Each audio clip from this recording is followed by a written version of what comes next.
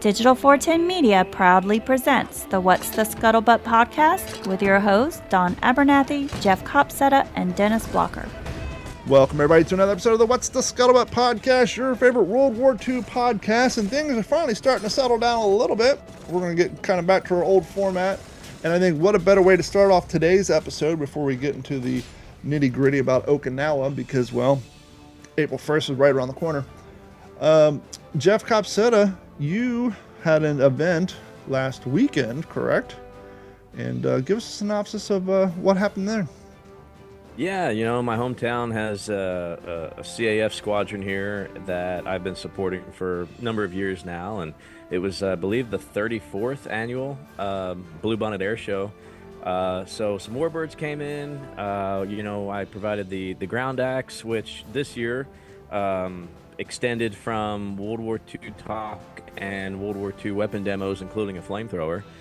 All the way to, we expanded this year to a 4 aircraft formation, all Vietnam era, 2 Hueys, Bird Dog, and an O2, kind of circling around, or an L-17, I'm sorry, and the O2. And we had a LERP team come in with a downed pilot, and we reenacted what a downed pilot in Vietnam rescue would look like. And the history of that, believe it or not, as I was writing the script to narrate this whole ordeal, started in Burma in 1944, a helicopter rescue, which was really interesting, I think, for folks to learn. So it was a lot of fun. And aside from that's just kind of what I've been doing there for years, it was exciting on another front because it was the first event that COG had been represented at a public event that it didn't host. COG was one of the vendors there, which was really great. That's cool.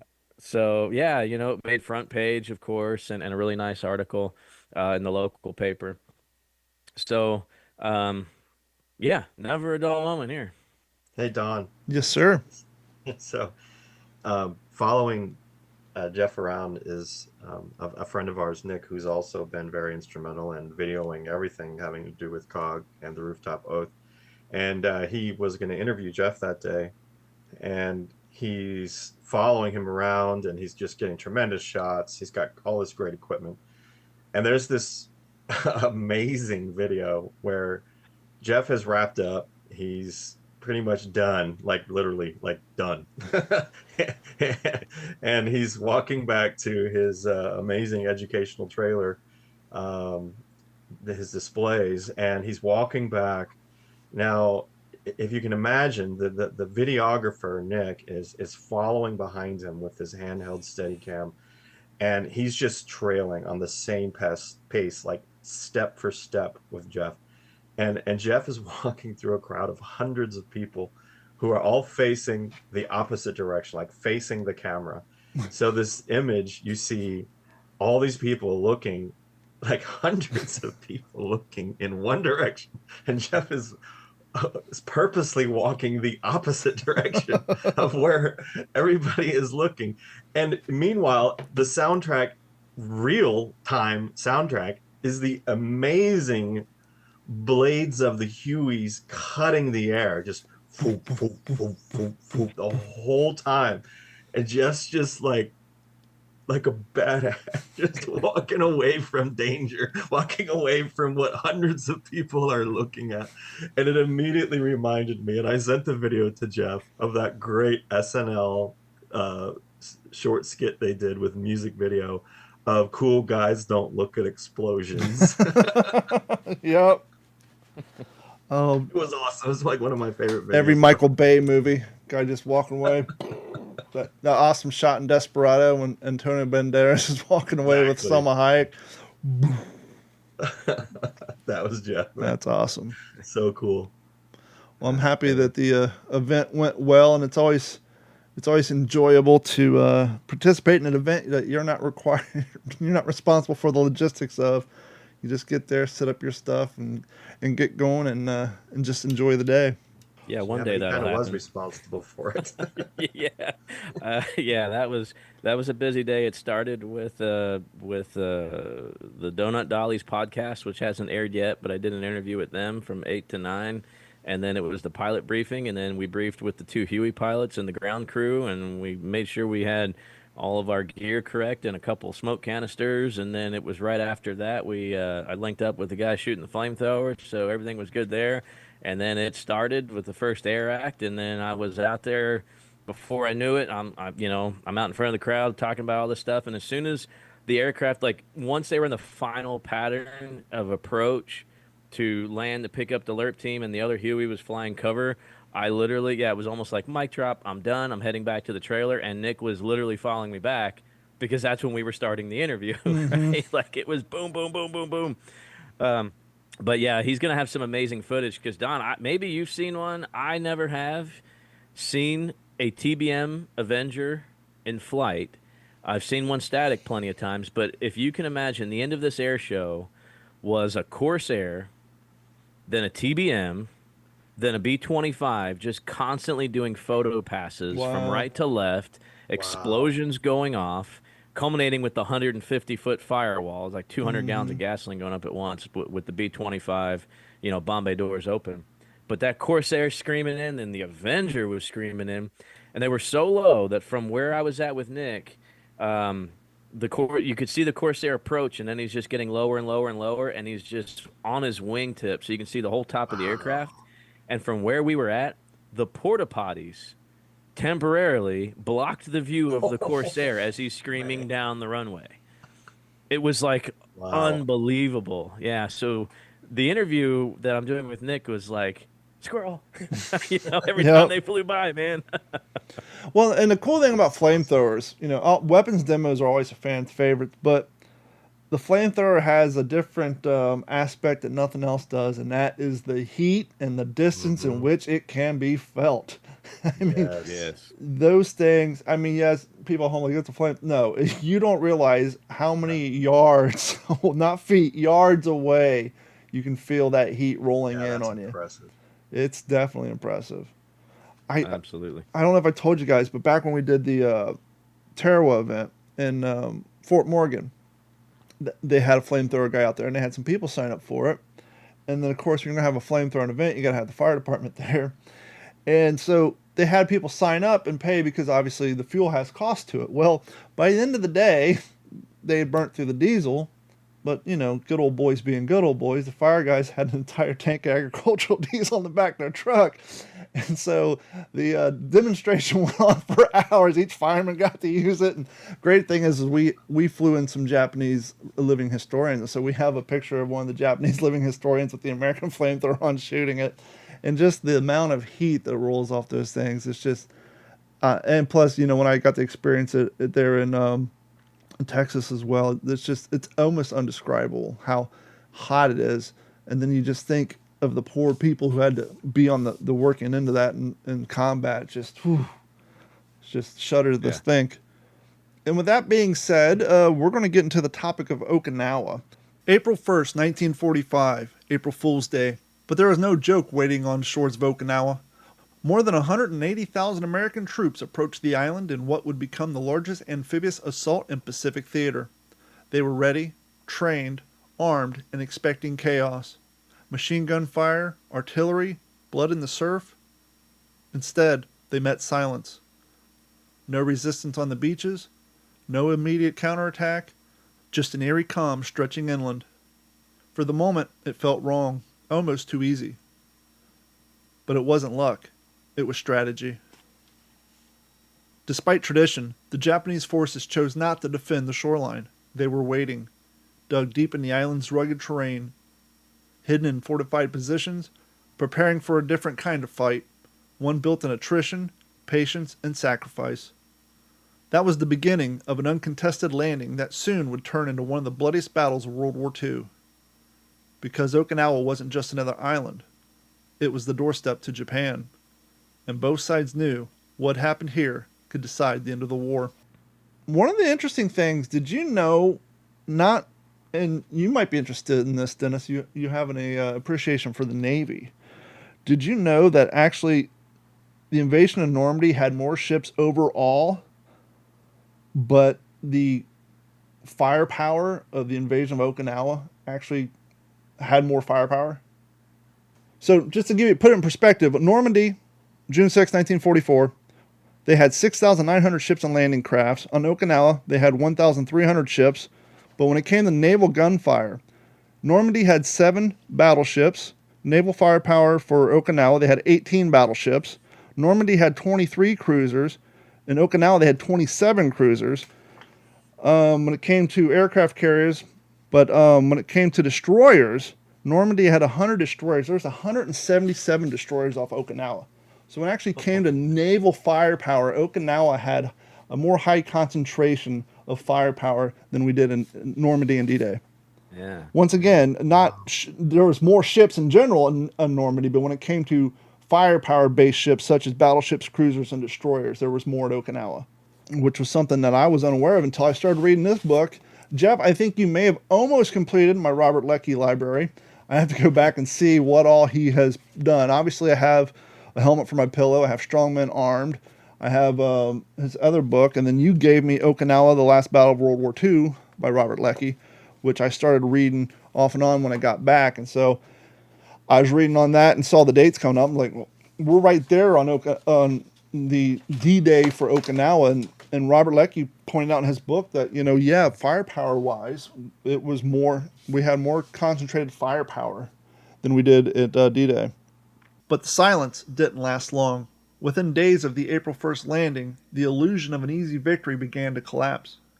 U.S. forces pushed inland, led by the 1st, the 6th, and the 2nd Marine Division, alongside with Army units, the 7th, the 27th, and the 77th Infantry Divisions, as well as the 96th Infantry Division. At first, progress seemed steady. Airfields were taken, ground was gained. However, by April 6th, American troops began to meet the true Okinawa. The Japanese had fallen back to a heavily fortified defensive line in the south known as the Shuri Line. And this is where the battle really began. Names that would become synonymous with brutality started to emerge. Kazui Ridge, Cactus Ridge, Sugarloaf Hill, Hacksaw Ridge. Each one a fortress of mud, stone, and steel, each one defended to the last man. Rain turned to battlefields in the swamp, visibility dropped, every step forward came at a cost. The Marines and soldiers weren't just fighting for miles anymore, they were fighting for yards, and sometimes just inches, because Okinawa wasn't a battle of movement, it was a battle of endurance, and it had only just begun.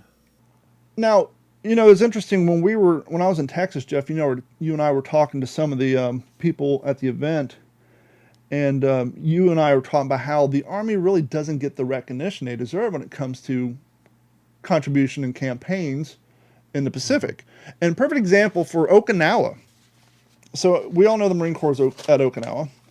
So you had the 1st Marine Division, the 6th Marine Division. But when it came to the Army, you had the 7th Infantry Division, the 27th Infantry Division, the 77th Infantry Division, and the 96th Infantry Division. So the Army was well represented and put in a lot of work and a lot of effort on Okinawa, which obviously we're also aware of the story that came out of Hacksaw Ridge that took place in Okinawa as well. Well, I just remember like back in Branson, Missouri, like 05, 06, the LCI reunions that I would go to, my grandfather being on an LCI. I remember sitting at a table with a gentleman who was on a LCI 82, and he was talking about his time at Okinawa. The LCI 82 was part of the gunboat group. As a matter of fact, the LCI 82 was part of LCI Flotilla 3, and that was the same flotilla as my grandfather. So they were the most battle tested and the toughest. As a matter of fact, because of their reputation, which they earned in battle, from Attu all the way through to Kwajalein, the Marshalls, Eniwetok, Perry Island, Saipan, Guam, Tinian, Peleliu, they were there. In the D-Day at Peleliu, firing rockets over Sledge's head. Iwo Jima, and of course, here they are at Okinawa. Their battle flags, as you would say, there are just, second to none. And As a matter of fact, earns them a spot with the Victory Fleet in Tokyo. They get to go into Tokyo Harbor, LCF Tilt 3. But uh, sitting there talking to this gentleman, he was telling me about their time at Okinawa, and for a ship like that, they have no illusions about what's ahead of them. They are battle tested. They're not fresh from the States. They're on edge. They're manning their guns, and they know about the kamikazes by this time. And on this particular night is April 3rd. It was around 10:30 at night. Um, One of the officers, the exec,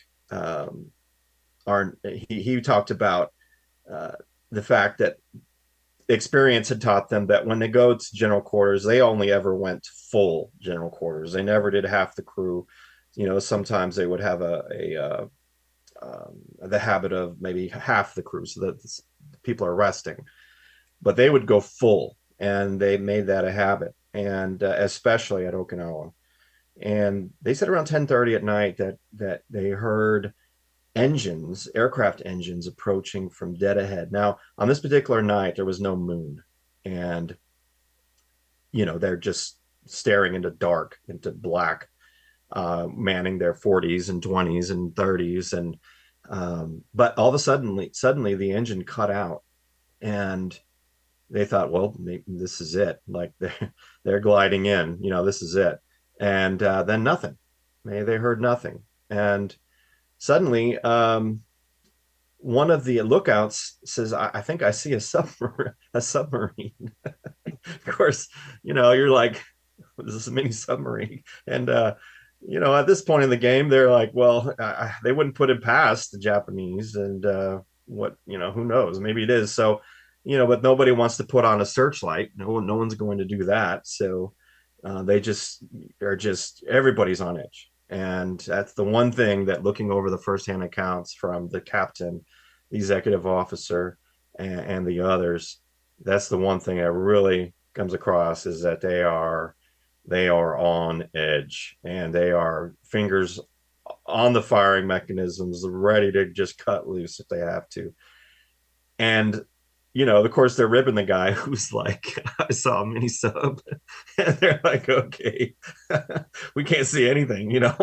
And this guy miraculously can see a mini sub. And all of a sudden, out of the night, close up, they see a silhouette, and it looks like the conning tower of a mini sub. And they're looking, and as a matter of fact, I'll just tell you that it turns out to be the aircraft whose engine had cut out, and they believe it to be a Kate, and they can see it floating. And I'll just read you from the action report here. And what's unusual about this war diary is that it's, usually they're cut and dry, right? They're just facts, times, in and out. Yep. But they says, a small light flickered on and off in the greenhouse. That's the cockpit of the enemy aircraft. A small light flickered on and off in the greenhouse, and about 50 rounds of 20 millimeter fire were fired into the plane. The light was later thought to be due to electrical shorting. The plane disappeared in the swells, and after 1/2 hour of fruitless search, it was presumed to have sunk. Now, just over the horizon, the moon now is just over the horizon. The life raft is sighted, and the searchlight is there. The captain tells them, go ahead and flip on the searchlight and let's see what's going on here. And the in the life raft, it contains 3 Japanese flyers, and evidently this crew from the aircraft. And what I'll do is I'm going to switch over to the firsthand account from the executive officer. And he says, there were 3 men in the life raft. It's very quickly evident as they had their white cloth armbands with the red ball in the center. They were lying one in the other's laps with their legs dangling over this very small life raft, which was painted in very bright colors. If I remember, predominantly reds and yellows, although they may have been other colors. It was quite gaudy, and there were strips around the edge of the life raft. And as we came alongside, I recall having heard someone call out, he's got a hand grenade. or something to that effect. And I was on the main deck at the time trying to direct our gunners mates who were equipped with Browning automatics to get them into position, at least to cover the attempt to take these men aboard. There seemed to be little doubt or little question as to what we should do again, as I say, having been pretty well prompted and seeing other Jap examples of trickery. There seemed to be little else to do but to riddle these men and do away with them, which was very well handled from the conning station by a 30 caliber machine gun at that point. The raft was riddled to the extent that it did start sinking, and the three men were then floating in the water. Mr. Arno, the captain, moved the ship forward and back over the swells, which again kept us moving at all times. With other men on the ships and with the boat hooks, we eventually retrieved two bodies, of which we were positive one was the navigator. And again, we're not sure if it was the plane we had shot at earlier, but we feel very certainly that it was. There was some difficulty, as Mr. Arno has said, in getting the body to release the hand grenade. We had a great deal of sloshing up and down to do it in order to get the hand grenade out of the hand of this man. And I was surprised at the terrific weight the combined man with his clothes in the water seemed to have as we tried pulling him aboard. We pulled these men aboard, two of them, one at the starboard side of the ship and one over the stern. And they get these guys aboard, and of course, their purpose is to search their pockets and whatnot, and they find a knife and a really awesome watch, and of course pictures and flags and letters and things like that, and they're laying them all out on the deck there, or not on the deck, but on the table there in the galley. And that's when one of the guys says, one of the lookouts says, something coming in.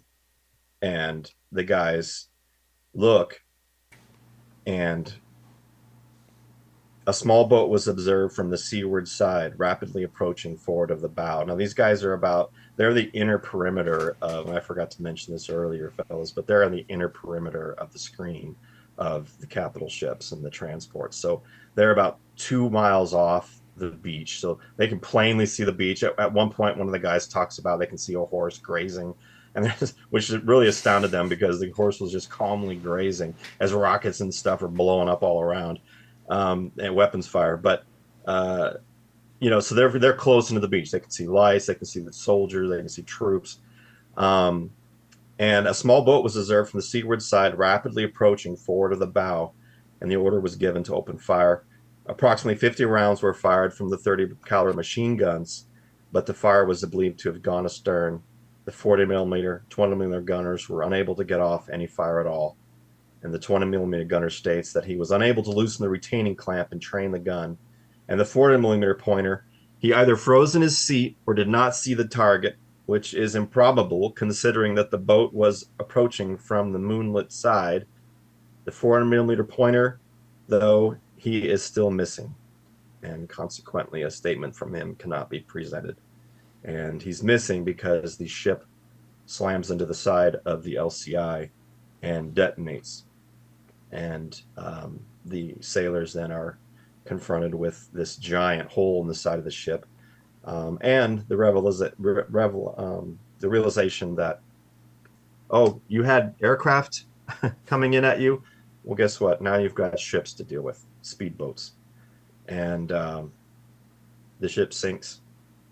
But it's kind of another one of those things. I'm ashamed to say that I only recently heard Dan Carlin's his podcast episodes about the war against Japan in the Pacific, and anyone who has done any studying at all on that will know that as the Americans are getting closer and closer to Japan, the body count's getting higher and higher and higher, and it's taking a lot more. And another thing that's very apparent is that the steps that the military and that they're going to try and inflict American casualties. Now it's ships. Now it's these speedboats, and the guys are convinced they're never going to survive. They're never going to make it home, and it's just another little notch on why to use the A-bomb as far as the military is concerned. Mm-hmm. And to what are your Dennis's thoughts on that? Well, I was going to say, to your point, to put a fine point on it, casualties. Let's talk casualty real quick from Okinawa. On the United States side, you had 12,500 killed, 36,000 wounded. The Japanese had, which we all know they're not exactly honest on the reporting, but 100,000 plus killed. But then you had the civilian numbers. You had 100,000 to 150,000 killed, because once again, we got to rely on Japanese reporting of the time. So by June 22nd, 1945, the organized resistance ended. Japanese commanders committed suicide. The island was secure, but at an enormous cost. And as Dennis was saying, Okinawa shows exactly what the invasion of Japan would look like. I mean, high casualties, fanatical resistance, civilian involvement. And so it was Okinawa, and the experiences there, especially when they had, we've heard the stories of the walking wounded from hospitals, and local civilians trying to fight with anything from a pugil stick to a wooden mallet.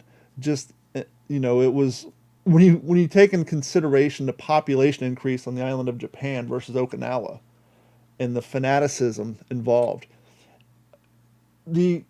trying to wrap your mind around boots on the ground on that island, it would have just been a tremendous bloodbath on both sides. The advance across Okinawa was slow and unforgiving. What had started as a silent landing turned into a grinding, brutal crawl through mud, blood, and steel. The deeper the U.S. forces pushed to the south, the more the island fought back. Jagged ridgelines, hidden bunkers, interlocking fields of fire. Every hill became a battlefield, every ridge a killing ground. Rain poured endlessly, turning the terrain into thick, sucking swamps. Bodies, American and Japanese alike, lay where they fell, sometimes for days, sometimes longer. The air carried the weight of it, the smell of death, of cordite, of a battlefield that refused to move quickly. The men weren't just exhausted, they were worn down, physically, mentally, completely. And yet, they kept advancing. Through places like Sugarloaf Hill, where Marines attacked again and again, suffering devastating losses just to gain a few yards, only to be pushed back and forced to do it all over again. Through the Shuri Line, where every inch forward came at a cost, paid in lives. Acts of courage stood out against the chaos. Private First Class Desmond Doss, a medic at Hacksaw Ridge, refused to carry a weapon, but under relentless fire he stayed behind to help save the wounded, luring dozens of men to an encampment one by one. Sergeant Mitchell Page of the 1st Marine Division held his ground during the massive enemy assault earlier in the Pacific, and the Marines on Okinawa carried the same spirit, standing firm even when the odds were overwhelming. There were many others, stories of men throwing themselves on grenades, holding positions alone, and refusing to fall back. Because on Okinawa, survival often depended on someone else's bravery. By the time the fighting ended in late June of 1945, the cost was staggering. Over 12,000 Americans killed, tens of thousands wounded. On the Japanese side, over 100,000 soldiers died. And civilians, caught in the middle, suffered unimaginable losses. Okinawa wasn't just a battle, it was a warning. A glimpse of what an invasion of the mainland China might look like. A glimpse of what the invasion of mainland China might look like. And a sobering reminder of just how high of a price victory could be. Well, there's something else I think that we need to consider there too, and obviously I've done quite a bit of research since the justification of the daylight bombing and the atomic bomb was my thesis. I actually recall there was a Coast Guardsman that I had invited to the Nimitz years ago. He had participated in 7 invasions as an LCVP coxswain from Kwajalein to Okinawa. He put the army at Okinawa. Wow. And he published 2 books that I know of. There may have been more, but they're really, really good reads. And I may have mentioned them on the show before, but if you can find them, D-Days in the Pacific. His name is Ken Wiley.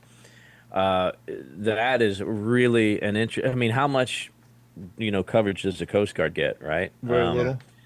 So he's a brand new kid. He's rushed through. I believe his basic training was like in Florida. It was just super cush. He's 18 years old, and he's made the coxswain on an LCVP. So the stories of just him trying to command, this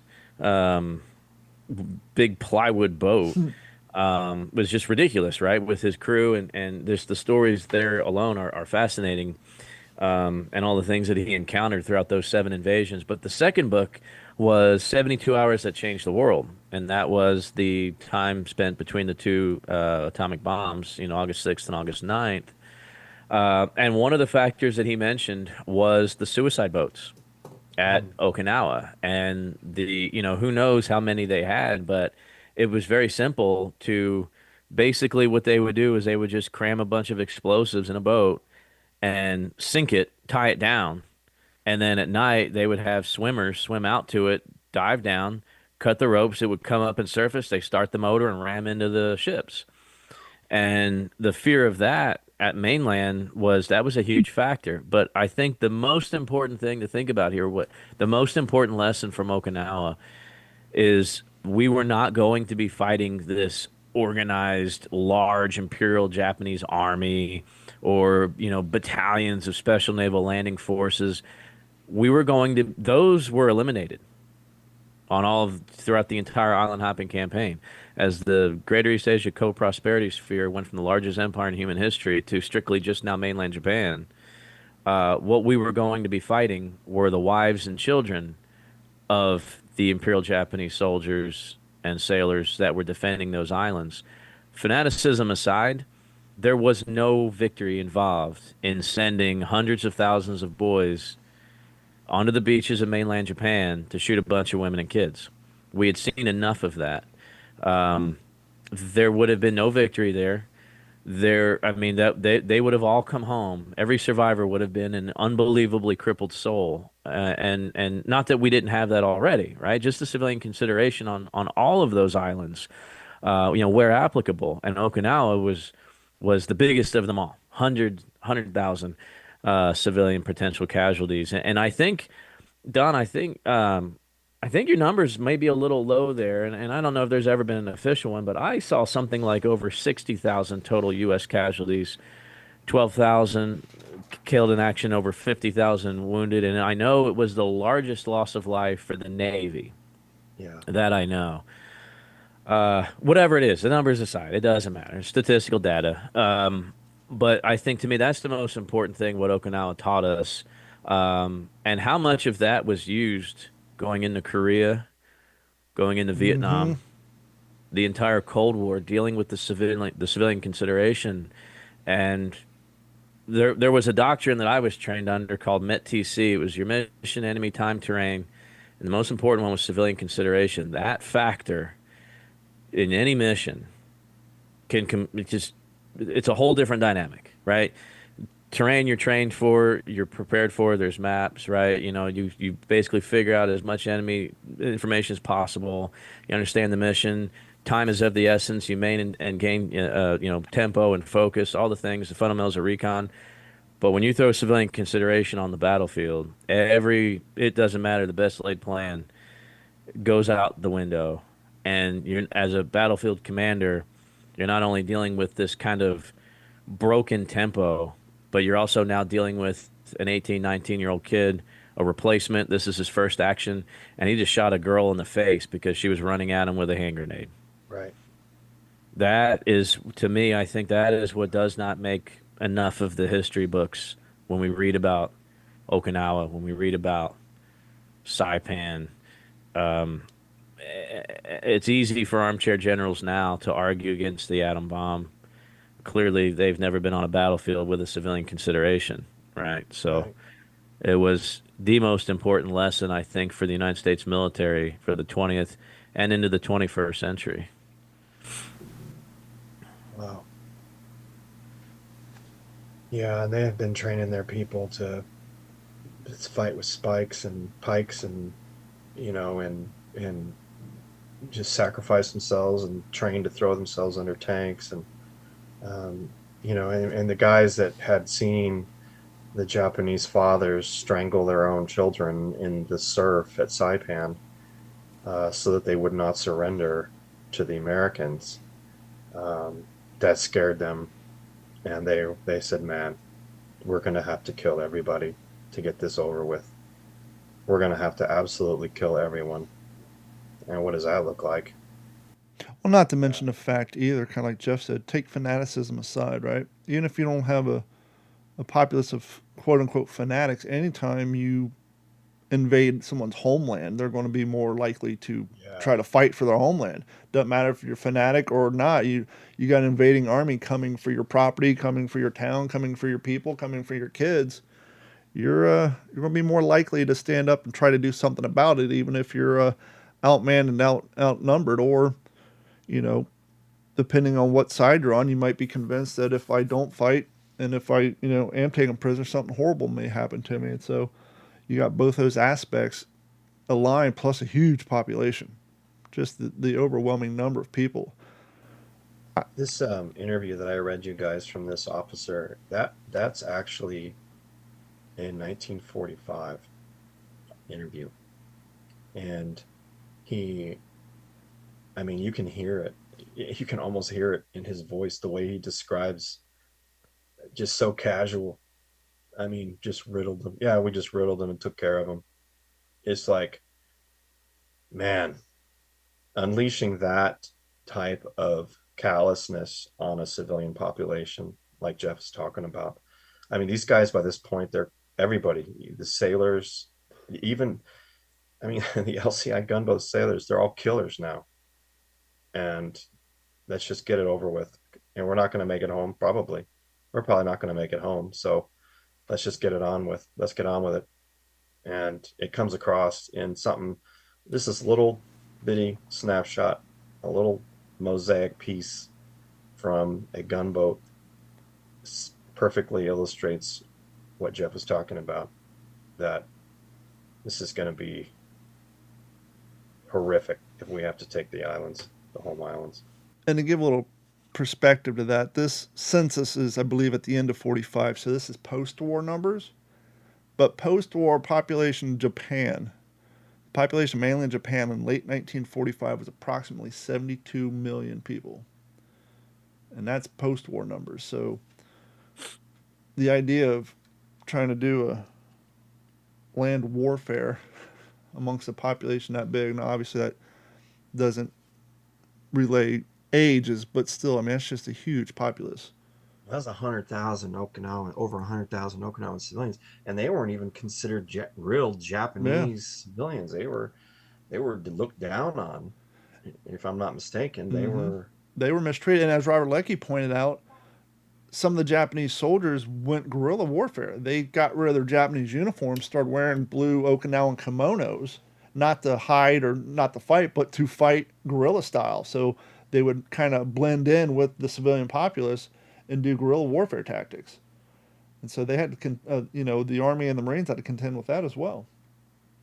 And before we finish up this episode, please enjoy this little segment from episode 142 featuring myself, Jeff Copsetta, and Henry Sledge discussing more about the Battle of Okinawa.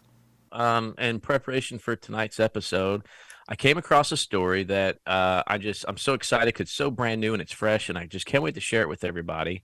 And it's got a little bit of a neat backstory. So months ago, and I may have shared this with our listeners. The library, anytime they have books that they're just doing away with, they kind of let me go through the trash before it goes out. It's a nice problem to And have. it's pretty cool. And there were 3 old books. And she said, look, I don't know what you'd want to do with them. This is the library director. She said, it's not going to offend me if you don't want them, but we thought of you when we saw them. And she said that, if you want to take a look. So let me grab it. This is the 1928 The Longhorn. Now, for us today, that probably sounds like a strange name for a yearbook out of Texas A&M. Of course, the Longhorn, as we know from University of Texas, a big rival. But the Longhorn was the name of the yearbook up Now, until about 1946. for you guys listening to the audio version of this, Jeff's holding up this book, big ass book, that almost looks like the book from Army of Darkness. I don't know if that's rawhide on the cover of that thing. It looks like it's bound in flesh. I mean, it's a huge book. But they're beautiful. They're beautiful. Yes. So the reason they were called the Longhorn, so they started in 1903, calling it the Longhorn, and it was to kind of, I guess, pay homage to the Longhorn State. This is before we were known as the Lone Star State. It was the Longhorn State. So that only made sense. And I think it's really interesting when you first open it up, there's a little message that says they will soon pass away, those dreamy college days, with a nice illustration here. And there's some color in here. Um, and I just thought that's interesting, those dreamy college days, because uh, we probably think, oh gosh, how fast the world turns today. Oh, how time flies. And even, I'm sure, not that long ago in 1928, that was not a new thing either, to think that, oh man, these dreamy college days will soon pass away and we'll be off to the world. So I thought that was an interesting connection. So there is a colleague of mine that teaches here at the high school. There's a few that are proud graduates of Texas A&M, and one of them happens to be a teacher of my son. And I flipped through this book and I saw that there were pictures of there was a lot of girls in here, which I thought was strange coming from an all-male school. And so she goes, "Oh, there can't be girls in there." So I said, "Well, I figured I'd go ahead and bring it to school one day Can I and can I guess? let her take a look." Go ahead, yeah, go ahead and guess. Was there a sister school and they merged the two to save money on pressing of yearbooks? Best we, I think that was actually what she had said as well. The best we can guess, these are sweethearts, Oh, assuming from the senior class. I gotcha. And yeah, and there was also a Duchess of the Cotton Palace, uh, kind of a local deal here, the A&M Duchess to the Cotton Palace. So here's, I know for our audio listeners, this isn't going to do much, but if you're watching, She's what the a great bee's knees. photo, right? Let me From ask you this, as 1928. somebody who's working in education, and probably will have a few yearbook photos taken of yourself. Do you see the template of the modern day yearbook as you're looking through that, or was it substantially different in 1928 versus today? I mean, the Oh, layout, the format of it. Because I mean, good yearbooks tend to question. have kind of a template.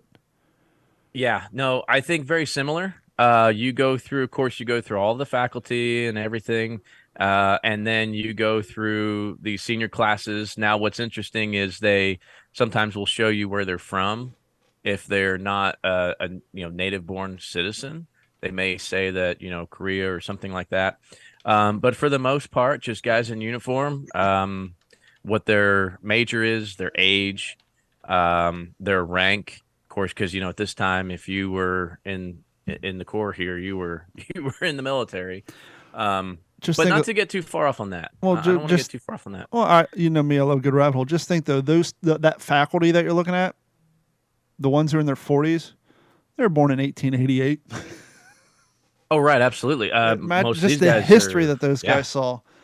right. And so thinking if these guys graduated in 1928, most of them were 23, 24, somewhere in there. Hmm. So you're looking at what these guys are about 40 um, during the war. These Yep. are these are potentially your light colonels, your full birds, your brigadiers, one-star generals during World War II. So interesting. And for those who don't know much about Texas A&M and its history, it really is a special school. And if you know anything about the history of this, how they served the country, World War I and World War II, you should really look into it because yeah, it's about 2 hours from where I'm at. I've had the opportunity to go up there. I was asked to speak at one of the classes there, which was really cool. This was years ago, and got to watch A&M whoop up on Iowa State at the old Kyle Field and just experience everything that is Texas A&M. It was really moving. So, um, moving forward, after I let my colleague kind of look through and she kind of helped, translate some of this for me, being an Aggie, she had mentioned that her she had two relatives that served in World War II. One was from her mom's side, one was from her dad's side. And the interesting thing is these guys were buddies and served on the island of Okinawa together. So I want to share a little bit, just kind of wanted to spotlight, and I have her permission and the permission from her family. I just wanted to kind of spotlight um, this particular veteran, and by the time this hits our website, there will be a picture of the veteran as well. And real quick, just because Jeff's audio cut out for you guys listening, he said the island of Okinawa. When you said Okinawa, it cut out, but go ahead. Oh, okay. Was I being censored? Uh-oh. No, you dropped out just for that one word. So I just wanted for what island did he say? Okay. Oh no. Yes, Okinawa. So this her maternal great uncle is who we're really kind of paying respects to, and I want to keep his history alive. His name was Sergeant Cecil Holycamp. He attended Texas A&M University, and he listed following Pearl Harbor, along with most of the cadets and students on campus. He was a member of the 96th Infantry, the Deadeyes, in the 383rd Infantry Regiment, Company K. He was killed in action in April of 1945 during the Battle of Okinawa. And he said, according to her great-grandfather, it was by a sniper. The interesting thing here is his GI Bill was used by his family to rebuild Trinity Episcopal Church in Junction, Texas. Now that right there, I thought was really unique because a lot of times we say, "Oh, he bought the farm," right? That's where the saying comes from. That's where the saying comes from, right? A lot of times, and we may have said this before, where the GI Bill went to the family, and they literally would pay off the farm or any debts with what they got from the losing their son. So the fact that his GI Bill was used to rebuild this church in Junction, Texas, was really kind of impressive to me. I've never heard of that before. I thought that was really interesting. So her paternal grandfather, Sergeant William Allen, was best friends with Cecil. So from her mom's side, Cecil, and from her dad's side, this William Allen, they were best friends. They both attended A&M. They enlisted together. They were classmates in Aggieland. And this guy was also a member of the 96th Infantry, but he served in the 381st, where her great uncle served in the 383rd. He was awarded three Purple Hearts, and he had shrapnel in his brain until he died, and he was terrified of x-rays. He never talked about combat, and he dealt with a good deal of wrath from Cecil's mother since he came back without Cecil. He did tell his grandmother, though, that he recited the 100th Psalm in foxholes as a means of coping, and that he promised God that if he survived the war, he would never leave the ranch. With the exception of visiting granddaughters in Dallas, he kept that promise. And he told me, this being my colleague, that my grandmother saved his life. Now, the interesting thing about this, a little just Cecil Holycamp, you can find him, and he comes up. He was awarded the Bronze Star for bravery at Leyte, and he was a machine gun section sergeant on Okinawa. And he is briefly, but he is mentioned in a book, Texas. I want to say it was the Texas Aggies at War, where and they kind of go through all of the fighting Texas Aggies that I'm assuming all that were killed in action. That's all I could see as I was cruising through. But the section about Sergeant Cecil Holycamp was that he was leading his machine gun section on the morning of 9 April, 1945 at Caucasus Ridge when he was killed in action. And it was his buddies wrote home that he was a good guy. He was a good friend. And that was what was written home to his family. So, again, I included a picture. She was nice enough to share a picture of Sergeant Cecil Holycamp. And he was also featured in the newspaper, of course, when it came out that he was killed in action on Okinawa. But all of a sudden, this really kind of became a little bit personal because, again, this is just somebody I work with. This is an educator that, that works at the same high school as me and teaches my son. And she also mentioned, of course, Aggies, when they graduate, of course, they get a ring. And she had recovered her Billy Allen's, he's the one who survived the Battle of Okinawa. She had his ring that was very dirty when she had found it, or when she had gotten it, and it was, in her estimation, that dirt. She talked about digging foxholes in Okinawa. That was probably particles of Japanese soil that came home on that Aggie ring as well. So I thought that was very interesting. And to see just an obscure, just a face with a name, a guy in uniform, just doing his job, leading his machine gun at Kakasu Ridge at the beginning of what became the defensive perimeter around Shuri, the Shuri line, was just really interesting to me. And to think that these two buddies, one guy coming home, it's hard enough to come home, right? I can't imagine it's got to be even harder when you come home, but your best friend doesn't. And, you were that close to be able to still stay in contact, with the family. So, really awesome. I really appreciate her sharing it with me and giving me the permission to share it with all of you. And if you're not sure what the Shuri line is or what Kakasu Ridge even means, I know that was a meat grinder. They estimated 96th Infantry Division suffered 200% casualties, which is just unbelievable. And I think at this point, I'd kind of like for Henry to kind of fill in some gaps and really kind of paint the picture of what it was like from his perspective and his research on what it meant to be fighting in those early days of April in that particular part of Okinawa. Sure, I can speak to that. I'd actually had looked up a couple passages here and with the Old Breed about when they got into Shuri, which was end of May.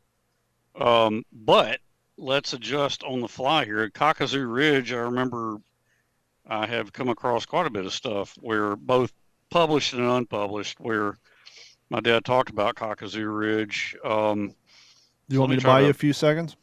Yeah, could you do that, please? For those of you not familiar with the Okinawa campaign, I'm by far no means an expert, but I did refresh myself a little bit. And as we've spoken in the past, one of the things that worked towards us as a benefit, being the people fighting the Japanese, is the Japanese, they had a lot of infighting within their military structure. And one of those infighting was the Navy and the Army they decided to do their own things at all different times, and the other one had to play catch up. And so when it came to Okinawa, the Navy thought, hey, this would be the perfect place to whittle down the Americans. Let's hold them off. Let's try to take out as many of them as we can before they attack our homeland, Japan. The Army said, not so much. We're pulling out most of our forces. So believe it or not, Okinawa was only defended roughly by a little over 100,000 men, but a good portion of those were basically Okinawan citizens who were forced into military service, anywhere between the ages of 18 to 40. And a lot of the death count that Jeff kind of talked about earlier and that Henry will get to momentarily, a lot of that was basically because of the geographical location. The island that was made up. The Japanese set up bunkers in the Okinawans' burial mausoleums. They had their way of remembering their dead was to put them in caves, and basically the Japanese took over those caves and entrenched guns there. And they basically had another thing that gets into this is we're all familiar with bonsai charges and kamikazes. Well, the whole Okinawa campaign from the Japanese was based off of kamikazes, the wind. Obviously, they had the kamikaze planes, which, by the way, at that point, most kamikaze pilots only had 3 weeks to a month and a half of training. They were basically just trained to take off and crash. They also had the bonsai charge. That was a big part of their infantry. And what I forgot and didn't realize is they actually had about 350 small boats packed full of explosives who were kamikaze boat crews. They were just to drive their little crafts out and try to blow up as many crafts as they could before they went out. And so it was a very hard-fought campaign. Casualties were high, once again, because of the fact that we were on the disadvantaged side of trying to perpetrate these natural caves, the horrible weather, etc. And hopefully Henry is ready to go. I'm ready to go. So after that personal involvement, that personal story that Jeff just shared with us, let me just give a little historical context here. So this is reading from With the Old Breed. All right. The portion of when my dad was doing a little strategizing and explaining to contextualize everything once they were really starting to get going on Okinawa. Of primary importance to the defense of the island were 3 east-west ridge systems crossing the southern part of the island. To the north and just below the invasion beaches lay the ridges of Kakazu and Nishibaru. In the middle, running west from Shuri Castle, was the most formidable of the ridges cut by sheer cliffs and deep draws.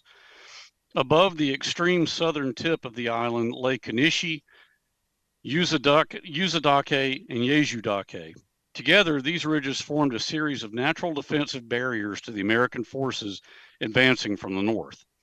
Into these natural barriers, Lieutenant General Mitsuru Ushijima threw the bulk of his 110,000-man 32nd Japanese Army.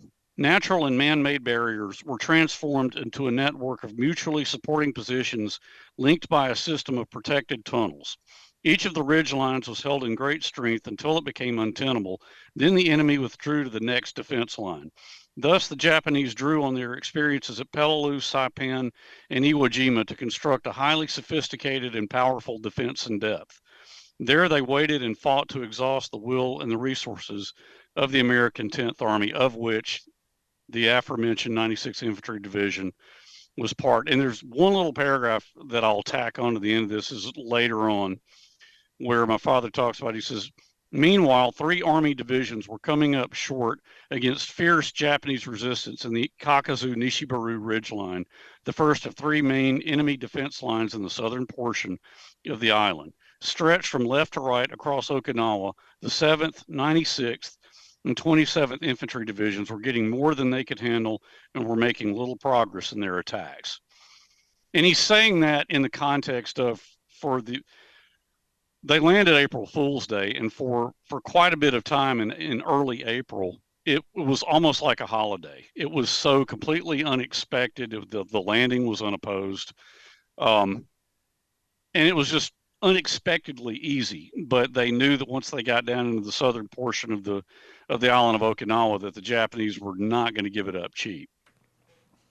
Yeah, because part of that strategy, like I said earlier, the Army pulled out a good portion of their men. And so the men they had left, they put a few up in the northern part of Okinawa, kind of just to slow us down a little bit. But a majority of their crew was manning the Shuri line and then the southern end of the island so that they wouldn't get outflanked.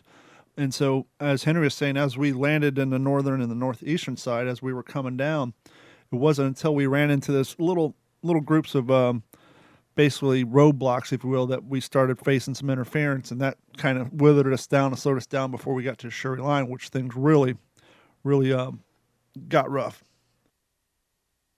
Yeah, right. Yeah, sure. And it's definitely, I think it's important, and like Henry said, with the Marines and Army landing, or maybe Don said, to try to coordinate that many divisions, that many men, and 3 different branches of the military. I mean, what a logistical nightmare. And, the Marines, of course, first kind of securing that northern end of the island were not nearly the defensive positions were more towards the south. So, of course, what was thought when the Army was hitting a brick wall, of course, the Marines were like, let's go save the day. So, yeah, I've got something here I wanted to share as well. It was a nice little write-up, just a little bit of a history of that fighting right around that time. As the Americans advanced pushed further south, it read headlong into fortified Japanese positions and heavily defended caves near Kakasu Ridge, the first defensive perimeter, and what would be called the Shuri Line. The rapid advance and relatively light American casualties sustained so far on Okinawa ended. American commanders realized immediately that the Japanese had been withholding their strongest defensive efforts and had deployed them in an area in which the terrain favored the defenders. There would be no more lightning advances. In a period of just 24 hours, American casualties ashore nearly doubled. Okinawa was realized would become a bloody slugfest. The Army's 96th Infantry Division lay before Kakasu Ridge on the morning of April 8, 1945, and prepared to make an assault on the positions that had halted their initial advance. With no preparatory artillery barrage, the 2 companies of infantry jumped off from their positions before daybreak so as to achieve surprise. One company from the 96th, under the command of Lieutenant Willard Mitchell, reached the top of Kakasu Ridge before Mitchell and his men were pinned down by furious Japanese fire. The Americans were unable to dig in on the rough coral tops of Kakasu and thus were exposed to well-aimed rifle fire and shrapnel from all angles. The Japanese, knowing they had their enemy at their mercy, sprang from their caves, hurling grenades and satchel charges at the pinned-down American infantry. The Japanese assault was halted with heavy losses. Mitchell's men repelled the Japanese assault in hand-to-hand combat, with fixed bayonets and rifle butts. Now, this is 8 April 1945. The very next day, 9 April, would be Sergeant Cecil Holycamp's last day. And I wanted to show, for those who are watching, this is the patch of the 96th Infantry Division, the Deadeyes. So really, really I've never cool seen that story. Yeah. Yeah, it's a neat one.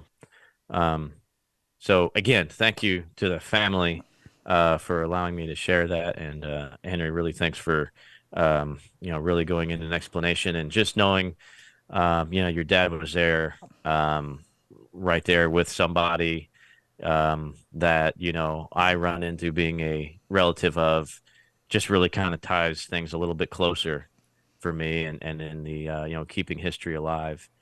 So and what a great mail call from our buddy in Charleston, South Carolina, talking about Okinawa. I thought that was great. And Okinawa was, rough sledding. Not only, as we said, the fighting against the Japanese, but the mud, the living conditions, the rain. But as we said, a good portion of the military was conscripted Okinawans. And part of the way the Japanese got them to fight, other than to do the horrible things in which they were known for back then, is brainwashing and fanaticism. If anybody's done any reading or watched any specials on Okinawa, you know what happens once we started liberating villages and towns and areas, that the Okinawans were so brainwashed by the Japanese that they were told that the American Marines and American Army were cannibals and criminals and rapists and thieves. And so as we're trying to liberate, and that's the other thing too, is up until this point, there was very little. I mean, there was some, but not by no means this caliber of civilian areas. I mean, there's a lot of civilians involved. And as we saw portrayed in the episode on the Pacific, they're all held down at the bottom of that ravine, and these civilians are coming down. And we've all heard the stories about the grenades and using them as bait, machine gun fire, and all that. The Japanese by no means had any real care for their fellow man, let alone the Okinawans. And so as we're liberating places, people like Henry's father and the gentleman Jeff's talking about, they're watching mothers throw their babies over and then jumping over cliffs because they were afraid that we were going to do horrible things to them after we liberated them. And so not only do you have to deal with what you saw in combat, but then you had to sit there and look at that at the end of the day. It's just a rough environment all the way around. Yeah, for sure. And then if I could jump in real quick Please. and say this, if you're interested in hearing more about Okinawa, there's a great book by my friend Saul David called Pacific Crucible. And it is strictly about the Battle of Okinawa. It fairly recently written too, just came out in the last year and a half, maybe 2 years. I can't remember the sergeant's name, sorry. But he had a relative. He fought in the Civil War for the South. And I've seen photos and I've read the article, but I can't remember the gentleman's name. When we actually captured Siri Castle, no one had an American flag available on them at that particular time. So while a person went back to find one, he actually pulled out a Confederate flag that he had in his haversack and flew it over Siri Castle for a short period of time, much like his great-grandfather would have done during the Civil War. That's right here with the Old Bridge. You want me to hit that paragraph? Absolutely. About mid-morning on 29 May, 3-5 attacked the Shuri with Company L in the lead and Companies K and I following closely.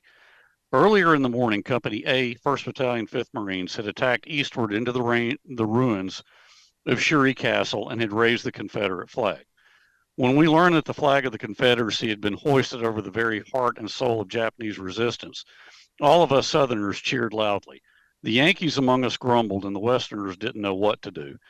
Later, we learned that the stars and stripes that had flown over Guadalcanal were raised over Shuri Castle, a fitting tribute to the men of the 1st Marine Division who had the honor of being first into the Japanese citadel.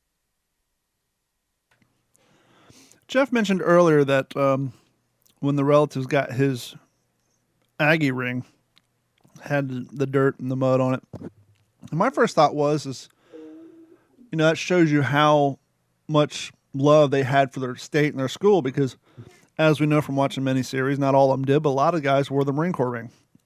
And he opted to wear his Aggie ring. But the question I had for you, Henry, is, Do you still have your father's ring, or was that a movie thing, or did he actually wear his ring through combat as portrayed in the miniseries? That was a movie thing. I do have a ring back there in the back room, the gold Marine Corps ring that was his. He did wear it, but he didn't get it till after the war. Gotcha. So I got to be honest about that. Well, that whole thing with the ring, you'd think that I would know where that originated from, and I'm just really not sure, because they made a big deal about showing that like little signet ring that Joe Mazzello wore, and I don't think that my dad wore anything like that. While we're on the subject of the show and true and false of Hollywood versus reality, what about the EGA on the lapel? Was that something him and Sid Phillips actually did?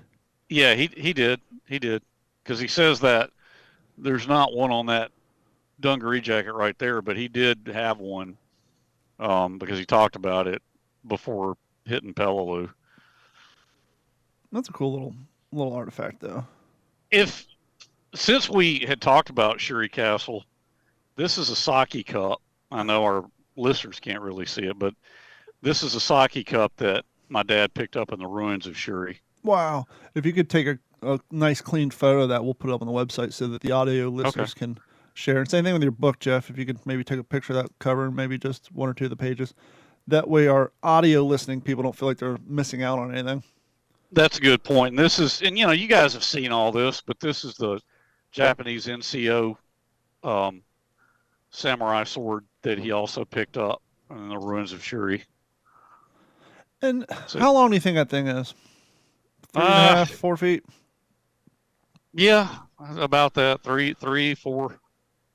Now, I don't know the amount of time before they got picked up between the Battle of Shuri Castle and when they left, but that's not exactly a non-cumbersome thing to carry around with especially when you're lugging mortar gear around. I mean, add that to your pack. I mean, I guess you could have put it across the top, but that's just one more thing to actually have to lug around with you when you're already prioritizing your gear. As you guys probably know better than I do, they're people who they can tell you everything about samurai sabers. Yeah, I'm not one of them. Everything. I mean, in that one, it's an NCO, a Japanese NCO. It's not an officer. It didn't have a jewel in the hilt. It's a very simple, very basic, but well, it's, I don't want to say crazy. It's cool, and especially for the Japanese culture, how much they relied on that samurai aspect of the religion. Because even when I was watching clips on Okinawa and they were talking about how they were using all the old planes and poorly trained bad pilots to be kamikaze pilots, they showed them getting in the cockpit with that sword. Yeah. Your first thing is, what are you going to do with that up there? But it's more of kind of, to them, it's their crucifix around the necklace. Same thing. Mm-hmm.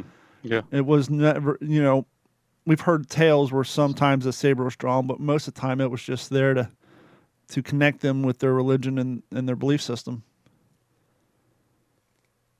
Yeah, I was just looking. My mother-in-law gave me a sword that, when I first saw it, it looked like, oh, maybe this is like Civil War era, 19th century. Turns out my son was like, hey, Dad, I think that's a Japanese sword. I'm like, no. And he goes, no, check it out. Look. And I want to say, and I wish I could grab him. I want to say it was Type 32, maybe. That sounds familiar. It looks like it's been spray painted black, but it's in pretty decent shape. And I'm trying to remember what the heck. Usually down by the hilt of most cutlery, whether it's a sword, a knife, or whatnot, there's usually a maker's marker, some sort of indicator that might give it a little prominence, as they like to say. It might. While we're on the subject, I'm gonna take a quick break. Let me see if I can grab it real quick for y'all. See if you can tell me something about it. I don't know the first thing about swords, but I'd like to see it regardless. And while Jeff is doing that, I want to remind you guys, I want to thank each and every one of you for your continued support of the What's the Scuttlebutt podcast, your favorite World War II based podcast. And I want to thank all the new listeners that are heading over and signing up for Patreon. That goes a long way to support what we do here. Even if you only sign up, I don't even want to say only, even if you sign up for just the dollar amount count, which is all all we're wanting you to do. There's 2 other plans on there, but if you want to sign up for those, great. If you sign up for the $7.50 a month plan, we will send you a free t-shirt after month 2, which, by the way, for those of you watching on video, you look down in the corner, that's our new WTSP logo. And for some of you on your podcast apps, some of them have updated, some of them have not. iTunes has not for some reason, but Google and Spotify show the new logo. We have that new logo available on shirts, hats, towels. Henry sent me a message, and I will say this. I am a bit of a hat snob, and I don't get to choose the material in which this stuff gets printed on. All this stuff is print to order. We don't buy any of the stuff. It's when you order it, they usually wait 3 or 4 days to see anybody else orders, and they print, and they mail it directly to you. That way I'm not buying boxes of T-shirts and hats to sit around my house. It's mailed to order, and so I'm limited on what material they have. And since I'm a hat snob, I don't like crappy hats. Working in radio, there's been so many times someone will give me a hat with their company name on it, and it may be a cool logo, but if the hat bill has 3 stitching on it, it's going to be folded. It's going to be cardboard that doesn't hold a fold. Usually they have Velcro straps on the back. Those are the ones that people cut corners on. No, they don't fit very well. No one wears them, so it's a huge waste of money. So they had 3 options. They had the trucker hats, which had the normal snapbacks. Then they had what looks like to be flat bill hats. You could probably curve them. And then they had the dad hats, which had the crappy bills and the Velcro. I did not even bother to put those up because I did not want people to spend their hard-earned money on that particular hat and find out that it's rubbish. So there's a trucker hat and what appears to be flat bill, but you can probably curve. And those look like nicer hats. The beach style I haven't seen, but the shirts are up there. The hats are up there. They got mugs and all kinds of silly stuff up there. Backpacks, but once again, the backpack was expensive and I didn't know the quality of it. I didn't want to put a logo on something, sell somebody a backpack, and then they send us an email, hey, my kid had this for 2 months and fell apart, so I didn't want to risk it. But that being said, you can head over to WTSPWWII.com. It came to my attention that people weren't sure how to get there. I made it that way because, one, it was available. I don't know if you noticed, but when you go to what'sthescuttlebutt.com, it's kind of spelled funky because the proper spelling, the full What's the Scuttlebutt, was already owned by somebody else. So when I first launched the podcast, that's why it's spelled a little funky, and that's also why I bought WTSP World War WWII, just like you see World War II written out on the old TV shows on the books. Obviously, the Roman numeral, we had to use lowercase I. So WTSP WWII.com, or you can go to d-410.com to get there. But you can find a Patreon link and our YouTube channel and see all the photos that we talk about whenever we have guests on. You can go there, find the page that coincides with their episode, get the proper links if you want to find them on social media. Maybe they're working on a project. So all that stuff is available at WTSP World War II, WWII.com. Jeff, find your sword? Yeah, that's when you know you have too much stuff. I wasn't even sure where the heck it was. It was out in my outbuilding. But I mean, nothing about this looks, to me, it doesn't look like a Japanese sword. I almost look Civil Warian. Right, Yeah, that's what I was exactly thinking. that's exactly what I thought. But like I said, I want to say, I don't see any marking. There's a couple numbers, but other than that, I mean, there's just nothing. But I want to say, let me see if I can find the type. I want to say it was a 32. No, not type 32. I can't remember what the Japanese. Yeah, type 32. And when I look at images of it, this is it. It's just been painted. Type 32 saber was government issued cavalry sword. It was first issued in 1889 and would be crafted until the end of World War II.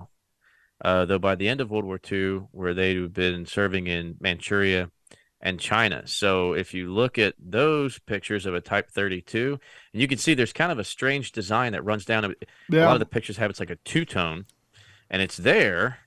It's just been painted over. So it looks very 19th century because it's 19th century. Yeah, I'm on a website original. called Bygone Blades. It says the Type 32 model 1899 had a machine blade that was manufactured at the Tokyo Hotel Kosho Arsenal. The sword saw service during the Russo-Japanese War, World War I, and into World War II. 2 patterns of the Type 32 were produced. The first pattern, known as Ko, was issued to cavalry NCOs and had a blade length of around 833 millimeters. The second pattern was known as Atsu, was issued to the Army NCOs and was shorter with a blade length of around 770 millimeters. Let's see this example, blah, blah, blah. So yeah, the Steel D-Guard, which is what made us say it looks more Civil Warian. The Steel D-Guard has a checkered steel backstrap and a dove head pommel. Does yours have the dove head on it? On the end of the pommel? I don't know if it's actually a dove's head, but they call it a dove head pommel. All of which retain the original finish. And, oh, that's that particular one. But yeah, that's pretty cool. Yeah. Put some lacquer thinner on to get that spray paint off. Right. Yeah, it almost looks like the handle is made out of the backstrap. Looks like it's steel, and the front almost looks like engraved wood. Yeah, it could be. I mean, I haven't done anything with it. I've been afraid to, but just based off of like trying to do a visual ID on it, that's it. If you look down by the handle, down by the hilt, is there like a squeeze lever that would release the sheath, or is it broken off? Yep, that's exactly what it is. That's pretty cool. This one's got one just like that. Oh, yeah? The squeeze lever? Yeah, a little squeeze button. Yeah, and it locks right in. here. Yeah, it's very reminiscent of kind of like what the bayonets have on the back of them, on the American bayonets, to lock them onto the sheath. I'm pushing it right there. That's cool. Yep. Same design. Yeah, it's definitely wood and steel. So the forefront that would go underneath your fingers is wood grain, and then the back is it's a steel material. Well, that may be a restoration project one day, but not for me. Maybe my son. He's the one that identified it, so I credit him for that for sure. Well, not that you care, but it's always fun to know. A few of these examples are going for about $600. Yeah. In the non-spray painted form. That adds like character. It's patina. No, see what you do is you tell people they painted it so that it wouldn't glimmer in the night. Yeah, that's it. Right. That's the ticket. Yeah, that's it. It's a night bonsai charge cavalry sword. It's tactical. No, they probably spray painted it so they could stash it in the back of the closet or their crate and somebody wouldn't see it. Who knows?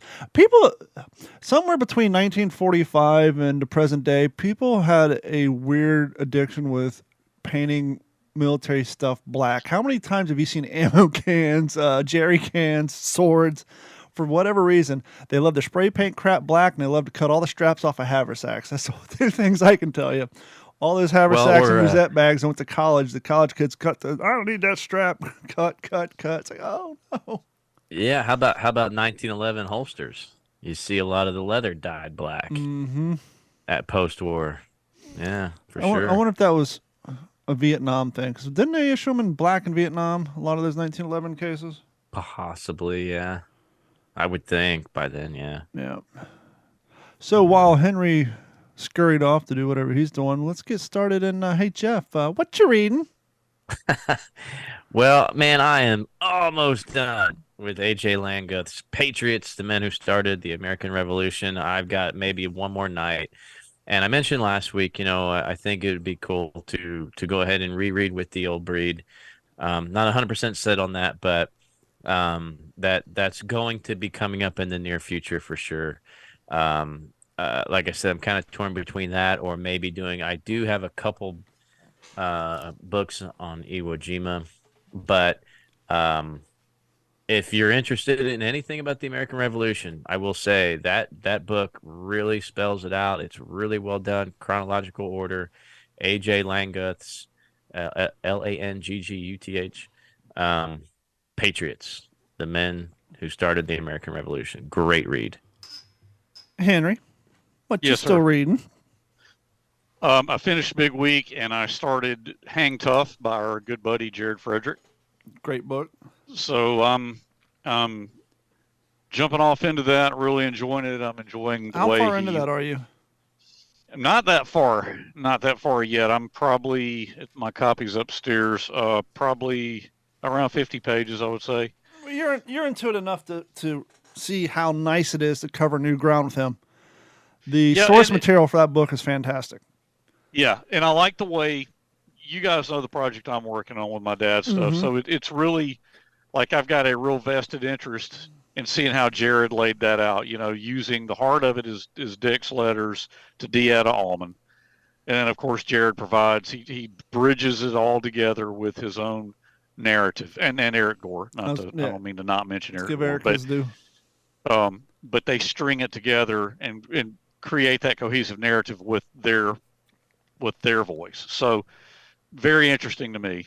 And it provides great insight into Dick Winters and some of his, non-airborne, non-firsthand account sort of thoughts on how he thought about the war going on, life, physical fitness, people in other ranks, physical fitness, his disdain for gold bricks.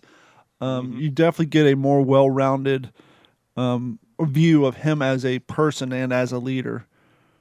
Yeah, for sure. And I want to read Jared's book on Spears, too. Yeah, I want to get that one next as well. Spears was one of my favorite characters in Band of Brothers. And there's so much mystery surrounding him. Yeah. We had a great chat with Jared. Jeff, were you on that night, or did you have to miss? No, I actually made that one. I do. That was months ago. It was several months ago, yeah. That was right when you first came on board, isn't it? Yeah, I had him on twice before. I think I had him on once before Jeff came on. I think I had him on the second time when it was just me and Jeff. He's been on the. Okay. I think he's leading the board on return guest.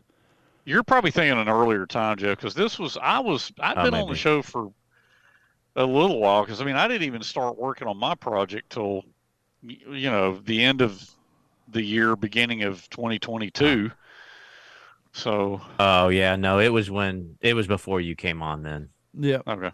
Yeah. It was. Yeah, he's a good guy. Sounded like a really interesting story and how he put that together. So sure. I'm still halfway through The Longest Book, or The Longest Day. Very good read. I thoroughly enjoyed it. I was going to read a little segment tonight. I thought was cool. When we all see Omaha Beach, we think of that bunker, that concrete block. It's up there. There's a very, and the way it's laid out, I probably shouldn't talk about it. I should have just said it next week, but whatever. There's a very great description of how they basically said the commander pulled up in the Volkswagen. He gets out, walks down along a path along the sea ledge, pulls up, walks down a path that has barbed wire next to it, then goes down some stairs along the sea edge, goes through a cave, up roundabout stairs, and he's explaining what path you had to take to get into that damn bunker. And so, but you don't know that. He's just talking about this weird path and these stairs and all this stuff, and like, wow, that's kind of cool, because you look at that photo, you never think, I wonder what it was like, how do you got in there? But no, it's the description on how the effort it took to get in there and the security to prevent people from getting there is very cool. And there's a lot of great little in-depth things in there. It's a very good book. But I want to take my moment and what you're reading to say I did, in fact, sign up for Goodreads, and I was not familiar with this website. You guys should go ahead and sign up because it's very cool. You basically go in there and you start typing the books you've read, and you can give them stars. If you want, you can write reviews. You can put in the book you're currently reading, books you want to read. And that way, if people do want to check up on us, we can post our profiles on WTSPWorldWar2.com, and then people can follow us there as well. And we can take the What You're Reading segment a little more for people who actually want to see what we read in the past, maybe stuff we talked about on episodes past. Like right now, I just signed up for the show. I have Longest Days, what I'm currently reading. I have Battleground Pacific in there. I got Band of Brothers. Beyond Band of Brothers, the War Dick Winters memoirs in there. I got With the Old Breed in there. China Marine I got in there. Citizen Soldiers, Challenge for the Pacific, Strong When Armed, Helmet for My Pillow. And that was just the ones I typed in 15 minutes before we went on the air. And so it's kind of cool. You can literally catalog all the books you've read. You can give them between a 1 and 4-star, 5-star review. And then if you want to actually write a review, you can. And so it's pretty cool. It's called goodreads.com. Yeah, look into that for sure. Yep. Look at that, guys. It's Monday. We went 105 minutes. It's probably the only podcast you've listened to this Tuesday that didn't bring up the Super Bowl one time. Thank you. Yep. Didn't even watch it, but anywho. But I think that's just about going to wrap it up. Jeff, you got anything coming down the pike you want to get out there? Well, just our Iwo Jima program / author meet and greet with with Dennis Blocker II. We've had him on the show before, and we'll have him on again. He's going to come up to our Highland Lakes Air Museum and talk about his grandfather's service in World War II and kind of a twofold topic. He's going to talk that and then also a little PTSD awareness, PTSD for trauma nurses and paramedics, which is his personal story. So yeah, we're gonna have a couple table displays. I've got a non-firing woodpecker machine gun, Japanese machine gun. We'll have on display a couple of Arisakas and some of my combat gear and weapons that you would have seen from the American side. So I'll have multiple table displays for people to come through and see weapons and equipment used by American and Japanese forces during the Battle of Iwo Jima. And I've got some Woody Williams. Some cool Woody Williams merchandise from when I did a program with him, and some sand from Iwo and things like that. So that's this coming Sunday on the 78th anniversary of the invasion of Iwo Jima, 19 February. Henry, do you got anything coming down the pike? Yeah, this coming Sunday, I will be back on the We Happy Few podcast with Matt Leach hosting. And we're going to be on there with the author, Dick Kemp, who wrote this book, Last Man Standing, the 1st Marine Regiment at Peleliu. So Dick Kemp will be on there. I will be on there, and Saul David will be on there. So it's a nice panel. So that's a nice panel. Yeah, I'm looking forward to it. I'm looking forward to talking to Dick Kemp. I've never met him. Interestingly enough, I'll throw this on there too. So today I talked with a guy who first reached out to Dick Kemp, trying to get to my family. Talked to a guy named Mark Connor with the Library of Congress. They want my dad's Bible to preserve it and house it. So, how do you feel about that? That's a tough decision. Man, or is it? He started telling me the things they have there. I mean, they've got original hand-drawn maps by George Washington. They've got Lewis and Clark's journal. They've got a D-Day map from the Voggy, a guy named Mr. Voggy, who was a beach master. His family handed over his full-color D-Day map that he carried, to work off of as a beach master. They've got, some phenomenal things. I mean, that's why I brought it up. Kind of interested in what you guys say about it, but the good news is it's on loan. It's not like if for some reason 8 years from now something needs, it's not like you're giving it up permanently, but that's still something that's kind of hard to. If I do this, and I talked to my brother about it, because I'm the World War II voice of the family, but I wouldn't do this without consulting with him. Because I'll tell you guys, I mean, my dad's artifacts, you know how many of them I've got? A lot of them are at Auburn. I want to get them all at the World War II Museum in New Orleans. My mom was always really funny about the Bible. Mm-hmm. She just made me swear to never let it out of the house. But that was not a binding, like, deathbed. Sure. Do not, that I know the context she meant that in. It would be, I mean, look, they can preserve it. Yeah. They're experts at that. I mean, it could not be more prestigious than the Library of Congress. I was going to say that kind of elevates, I mean, amongst World War II and PTO aficionados such as ourselves, we already hold your father in such a high pristine, but I think by having that there, it just raises him to a whole nother level. I'm thinking about it. I mean, my brother told me he's cool with it if and it's paper, as Jeff can tell you. I mean, between the three of us, this guy's worked at more museums than any of us. I've worked at none. Sure. But, that stupid photo right there, that's a poster I got off eBay for $13. It's an original poster from World War II, but I knew that I didn't want it to fade. So now I got a $13 poster and a $150 frame with UV protected glass, acid-free paper. I got the window covered up, and it still risks it fading. So to preserve paper takes a lot of energy. And I know you got that thing wrapped up and in a box, but Jeff can tell you. Yeah, I'm glad I don't have to make that decision. Because I think that would be something, if I were Henry, it would go to the Library of Congress upon my death. I feel like I would want to be able to touch it anytime I wanted to. Um, That's and when true. you were gone, maybe then would be the time. That's just me. Maybe I don't know, Henry. Man, but then you don't live to see it being there. I don't know. But That's then really you, tough. but then as someone in our position who quote unquote want to keep history alive, you got the aspect of, well, more eyes are going to see it and keep it alive if it's on display. See, that's the whole thing with me trying to get my dad's stuff, excluding the Bible, in New Orleans. I mean, because for many, many years I was like, no, I got this stuff. I want it. Nobody's getting it. But man, it's that. Think about how many people would get to see it.